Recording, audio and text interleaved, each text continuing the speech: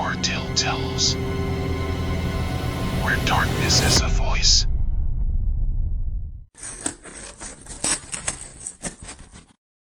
There are places that exist just beyond the edges of our perception. Quiet streets where the street lights hum just a little too loud after midnight, where shadows pool too deeply beneath swing sets, where backyards slope into darkness no porch light can pierce. The Johnsons were good people. Mark taught algebra at the local high school. Lisa worked the night shift at the children's hospital. Their daughter, Emily, 8 years old with a gap-toothed smile, collected butterfly stickers and believed in fairy tales. And Rex, their golden retriever, who stopped barking at squirrels that October. It began with the dog. Rex would stand at the sliding glass door every night at exactly 9:37 p.m., his tail stiff, a low whine building in his throat. Not barking, not growling, just staring into the backyard where the motion-activated light never turned on, no matter how many times they replaced the bulb. Then came the nights when Lisa would wake at 3:14 a.m. to the sound of rustling in the backyard. Not the wind, not an animal, something with weight, something that moved in slow, deliberate steps through the fallen leaves. On September 28th, she saw him, a silhouette at the tree line, too tall, too still. The streetlight caught the edges of a suit, fabric too black, too smooth, like it absorbed the light. And when the clouds shifted, that smile, lips stretched too wide, teeth too white, too many. The police found nothing, no footprints in the soft soil, no disturbed leaves where he'd stood. But that night, as Lisa checked on Emily, she saw it, the streaks on the inside of the bedroom window. 5 dark lines, still wet, dragged downward from top to bottom, like something had pressed against the glass from inside the house and slowly dragged its fingers down. The morning after Lisa saw him, she called the police again. This time, she showed them the window, the 5 dark streaks that smelled like rotting meat. The officers exchanged looks. They took photos. They made notes. But their eyes said what their mouths wouldn't. They didn't believe her. That night, Lisa slept with Emily in the master bedroom. She pushed a dresser against the door. She kept a knife under her pillow. Rex whined at the foot of the bed, his ears twitching at every sound. At 2:17 a.m., the house fell silent, too silent. Even the clock stopped ticking. Then, the whispering began. Not from outside, not from the hallway, from the walls themselves. A voice like cracking ice, saying words that didn't make sense. Until they did. Emily, pretty, like the others. Lisa's blood turned to ice. Rex let out a growl so low it vibrated the floorboards. The dresser slid an inch across the wood, scrape, like something had leaned against it from the other side. The next morning, Lisa found handprints in the dust on Emily's bedroom wall.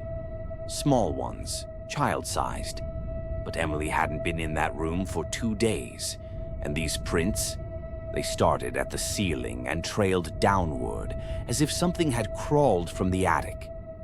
That afternoon, Lisa climbed into the crawl space. The air smelled like wet hair and open graves. In the far corner, beneath the insulation, she found them. Dozens of butterfly hair clips, none of them Emily's, each one crusted with something brown and flaky. At dusk, the power went out. All down the street, houses went dark, except one, the abandoned Victorian at the end of the block. Every window blazed with light, and on the porch, a shape in a black suit, waving. Inside the Johnson home, the whispering grew louder, now coming from every wall, now in many voices, all saying the same word. Soon, soon, soon. Lisa ran to Old Man Haggerty at dawn, her hands shaking as she showed him the hair clips. His face went ashen. For the first time in his 87 years, the town's oldest resident looked afraid. He told her about the Victorian house, built in 1893 by Elias Vane, a charming tailor who made special dresses for the town's children. The clips matched his work.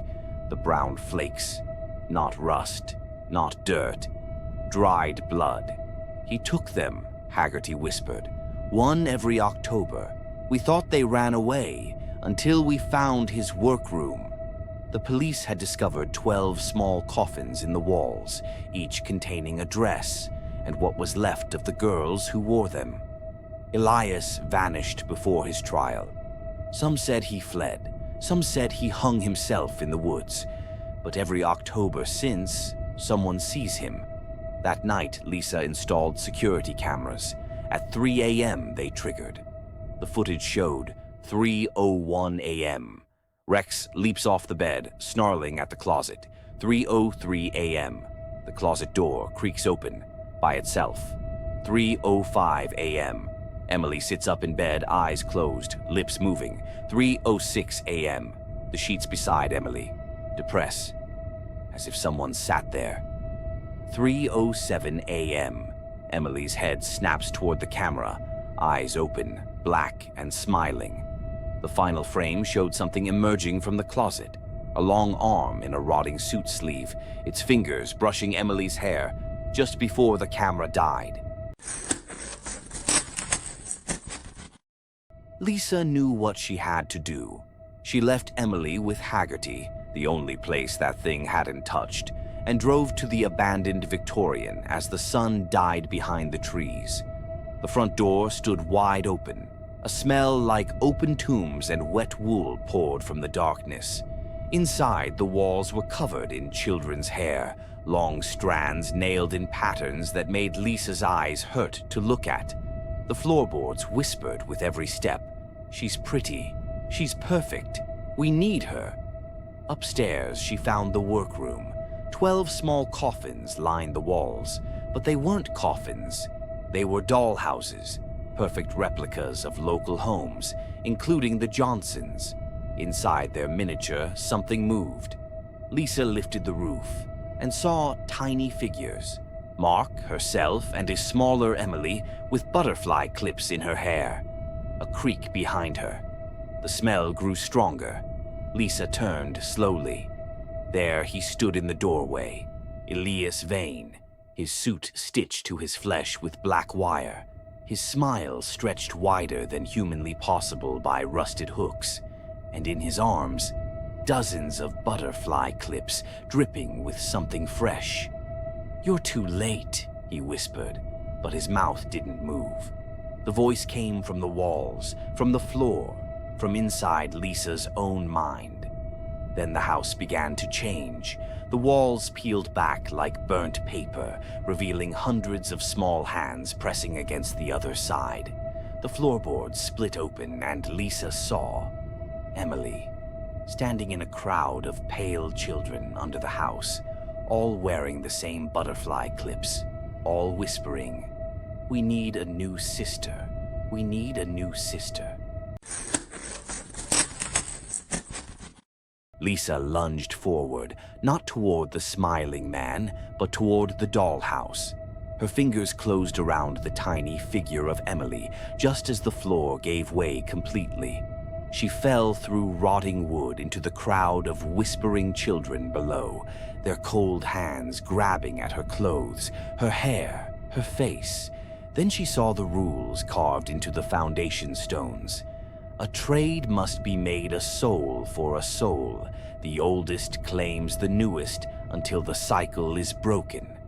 The children weren't restless spirits. They were bargains, each one sacrificed by a desperate parent to save another. Elias Vane wasn't a murderer.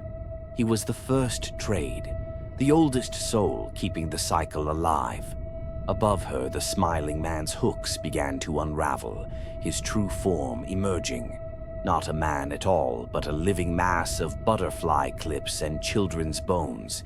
his smile now a gash of rusted metal and broken teeth.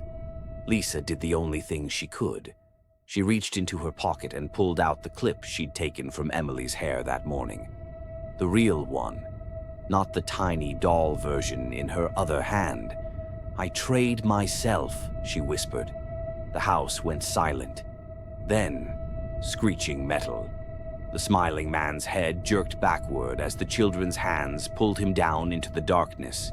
The dollhouse crumbled to dust, and Lisa felt something cold wrap around her wrist as little fingers guided her upward, just as the Victorian collapsed in on itself like a rotten pumpkin, taking every trace of Elias Vane with it.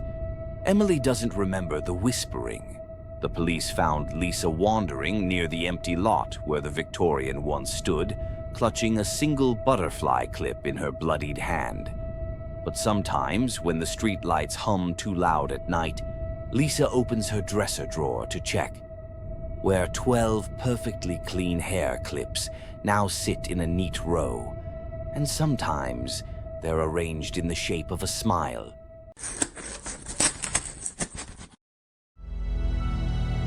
Horror Tale Tales. Make sure to subscribe for more.